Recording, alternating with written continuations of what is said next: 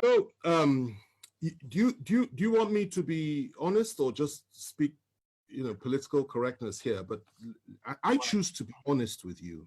I choose to be honest with you, and for me to be honest with you, I have to go back a little bit. But let me start with the situation that we're facing in this country today. If you believe that those that are in power in Nigeria today would ever contemplate the possibility of giving power to an Igbo man in 2023 or thereafter, then you still haven't fully understood the challenge and the problem that we have in this country today. You need to understand that the mindset of some of these people, not all, some, but those that Buhari represents, that is his own clique within the Fulani ruling class, not all Fulanis, but his own clique, who are in power today. Their mindset is that the most dangerous people in this country and the people that they must suppress more than any other are the people of the Southeast. And you need to understand that before the Civil War, and I need to go back in history because that's a damn good question and it deserves a clear answer, a thorough answer. Let's go back a little bit. Before the Civil War, these same people, he, for example, was active then. And you need to remember the role that they played on the night of July 29th, 1966, when the Northern Officers counter coup took place. And 300 Igbo officers were killed in one night, including an Igbo head of state. He was involved. And many of them that are running this country in that cabal today were involved or supported it. They said it was to pay back for what had happened in January 15th, 1966. Now, after that, what happened? The same people unleashed their people on Igbo civilians in the northern part of this country, and the figure that is often cited is 30,000 were killed. It's not true. Closer to 100,000. Not only were they killed, people, women had their stomachs cut open and little babies were pulled out and their heads were dashed against the wall. That is what they did then in 1966, before the Civil War. And the Igbos were slaughtered like flies all over the north by these same people. They went rushing back to the east, where they believed they were safe. And the position was this: the leader of the core northern Muslims within the army, Murtala Muhammad, urged Gawan, who was head of state, to march on the east immediately and wipe out the Igbos. Gawan, to his credit, refused to do that and said, no, let's negotiate. And the negotiations started. They broke down, then there was a civil war. In that civil war, 3 million Igbos were killed by federal forces. They were killed by all of us. I'm from the Southwest. I take responsibility for that, as every other Nigerian ought to.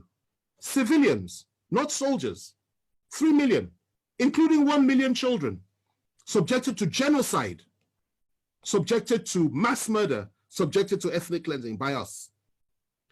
The war ended. We did not apologize. Instead, what did we do? What did we do? We took all their property in the name of abandoned property. We gave them £20, even if they had $1 million in the bank. And we said, come back, no victor, no vanquished. Biggest lie from the pit of hell. There was a victor and there was a vanquished. And we all know who was who. They came back into Nigeria and we reintegrated them. But even with all the reintegration, no Igbo man could be trusted to be General Officer Commanding GOC until Obasanjo came to power in 1999. Igbos were not allowed to rise up within the military or in any power configuration in the country. It was something that was understood, that you never put an Igbo man in a position of real power. You can give him appointments, but you don't put him in a position of real power. Okay. Obasanjo came, made General Abiaku, I think his name was, GOC. And then from there, Jonathan came, he appointed an Igbo Chief of Army Staff. Okay? Yes. My wife is reminding me of the name, Ehejireka.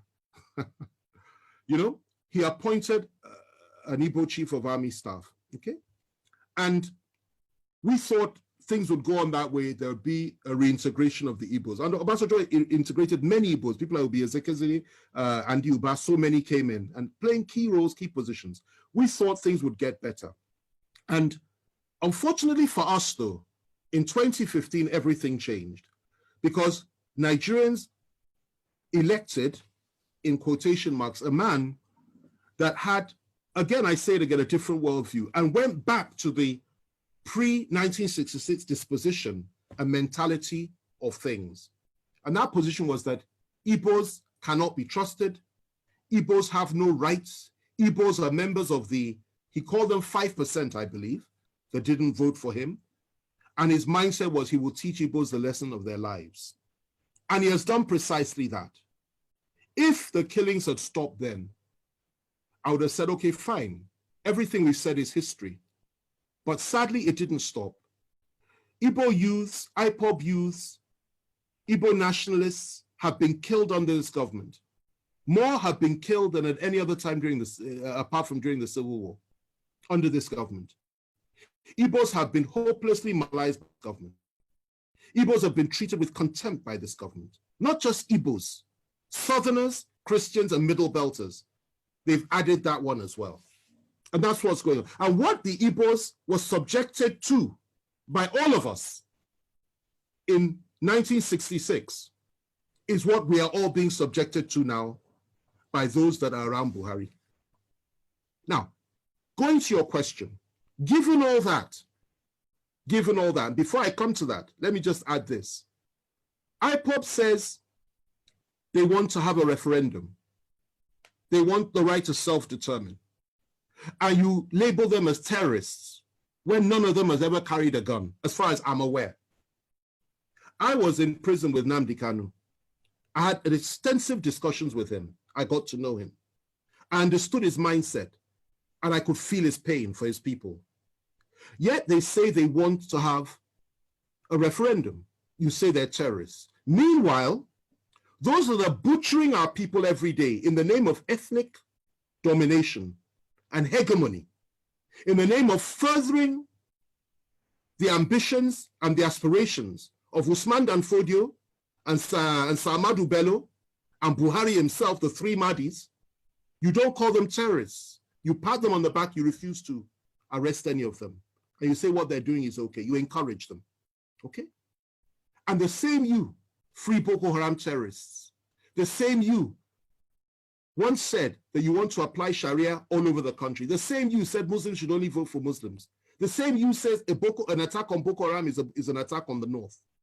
The same you has said so many things which implicitly are on line and on all fours with the Boko Haram philosophy. These are the people that have been ruling us for 5 years. And the same you has empowered the Fulani to a point that they have everything now. And you really believe that those people in 2023 will sit down and say that they will allow a situation to arise whereby the one they hate the most can possibly take power in this country? They will not allow that to happen. Now, if you ask me what I think that would be the way forward as an individual. That if you really want to appease the Southeast, indeed the people of the South, why on earth not? Why shouldn't we have that? But the reality is that those that control the levers of power are diametrically opposed to that philosophy. They don't pretend not to be. They will never deny it. And they're not even hiding it. So they won't allow that to happen. What they will tell you at the very best is possibly we'll give vice presidency to the Southeast. And in a situation like that, if they did that, and the Northern president came to power, and something happened to him, I assure you they will never let an Igbo man take power. It's their mindset. Even the one that's there now, the Yoruba man that's there as VP. If anything happens to Buhari, I doubt very much they'll let him take power. The position that they have adopted is that power must remain in the North, in perpetuity for as long as possible. And they have rationalized it over and over again. So that's the situation that we're in. But left to me, two things. The first thing is this: that would go a long way to heal the wounds of the past, an apology for what we did to the Southeasterners and to the Igbos during the Civil War. Secondly, proper compensation and reparations for what we did to them. Thirdly, to now openly come forward and say, let an Igbo man be president of Nigeria, because they've never had an elected Igbo, we've never had an Igbo man leading us with power. Let it happen. That is what I would suggest. That's the first one. The other one is this. If it is, you know, you can't do that. And if it is that the time for that has passed, because many Igbos will tell you, particularly those that share the philosophy of people like Nnamdi Kanu and even Masob philosophy, they will tell you they're not interested in that anymore.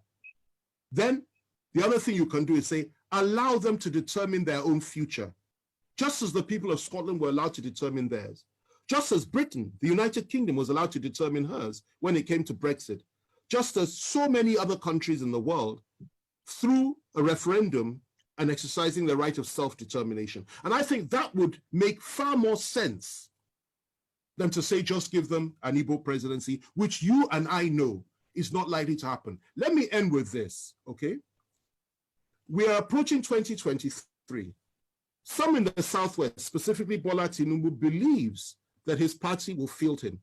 I will tell you this today. He has made the biggest mistake of his life. They will not support him. Their position is to keep the presidency in the North.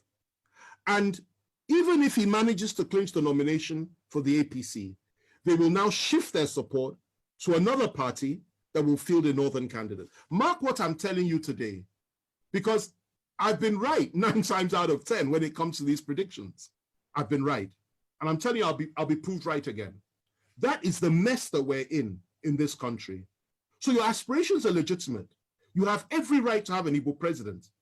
It will be a good thing for this country, for the people of the East, and indeed for the people of Africa. But those that believe they own Nigeria will not allow it, they will not accept it, and they will not create a level playing field for it. And that's the reality.